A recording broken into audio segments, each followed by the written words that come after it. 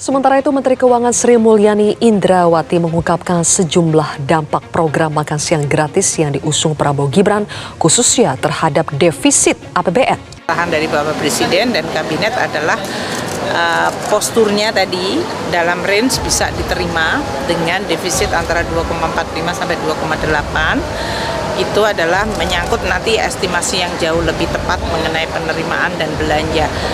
Ini kan proses masih berjalan 3 bulan ke depan ya. Jadi bulan depan kita mungkin fokusnya lebih kepada pagu indikatif dan program-program prioritas seiring dengan nanti KPU sudah memutuskan siapa pemerintahan yang official memenangi pemilu. Itu ya. Oke. Katanya soal makan siang gratis. Itu bagaimana Bu? Kan ini nanti masih di dalam program, kalau detail ya kita lihat di dalam pembahasan mengenai pagu indikatif dari masing-masing kementerian lembaga.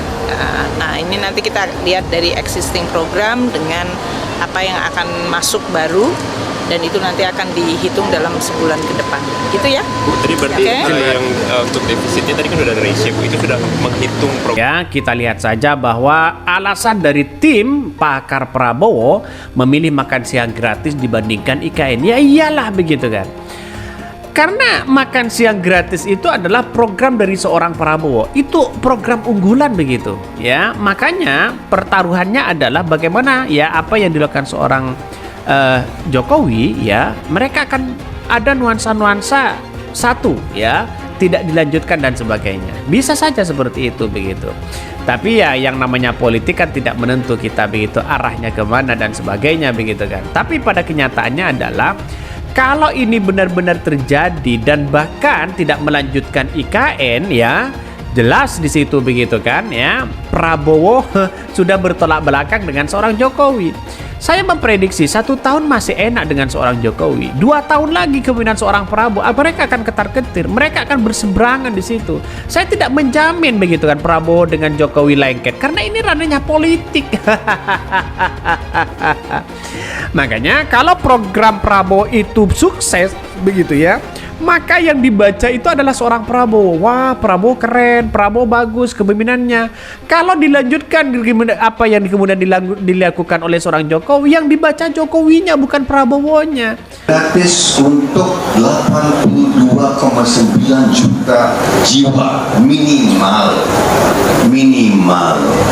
Dan saya bisa katakan bahwa dana untuk ini, program ini akan memakan dana 450 triliun rupiah setiap tahun. Dana ada dan bakal ada. Dan ini bukan dari anggaran bansos. Maka semua calon-calon presiden dan pemimpin itu punya konsep masing-masing begitu kan ya. Makanya ada pakar ya dari Prabowo itu ya lebih memilih makan siang gratis dibandingkan IKN ya. Kita lihat saja, ditambah lagi makan siang gratis, kabarnya membutuhkan berapa triliun. Ini sangat besar sekali begitu kan. Kalau 1 hari 1 triliun, mending investasikan kepada pendidikan. Semua orang kan bisa begitu kan. 1 bulan saja, kalau 1 hari yaitu adalah 1 triliun ya, kita lihat saja 1 bulan berapa triliun ya, investasikan sudah masyarakat itu sudah gratis begitu kan. Masyarakat sudah gratis dan bisa berpendidikan tinggi. Artinya apa? Artinya kalau ini yang kemudian diutamakan makan siang gratis, kemudian IKN, saya kira agak jauh begitu kan logikanya. Dan kita mulai dengan memberi makan untuk anak-anak kita, saudara-saudara sekalian. Sudah saya pelajari, pakar-pakar membenarkan uangnya ada, uangnya cukup, dan kita akan buktikan bahwa kita bisa melaksanakannya. Ikan lohan, ikan gabus, direndam dulu baru direbus. Supaya pembangunan maju terus, pinjam dulu 100, bukan uang, dikit-dikit uang, dikit-dikit duit. Ya benar juga, duit itu perlu untuk membangun negara ini. Secara tidak langsung ini baik kepada masyarakat, sehingga makan siang gratis enak, bapaknya bisa makan, anaknya bisa makan, anaknya satunya bisa makan. Kalau anaknya 2 begitu kan ya. Kalau anaknya 2 kan mereka 30.000. Kalau anaknya 3 sudah berapa di situ begitu kan ya? 45.000. Dia bisa beli daging, bisa beli ini, bisa beli itu dan sebagainya sesuai dengan rekomendasi anaknya. Mau makan apa dan sebagainya. Nah, inilah pada kenyataannya agak serba sulit sebenarnya untuk melaksanakan ini karena mayoritas masyarakat Indonesia sudah berapa puluh juta begitu kan ya. Berbeda dengan negara-negara lainnya tidak hanya seberapa begitu. Mudah akan dikoordinir di situ. Tapi ini negara kita. Ya, kita lihat saja ke depan bagaimana nantinya.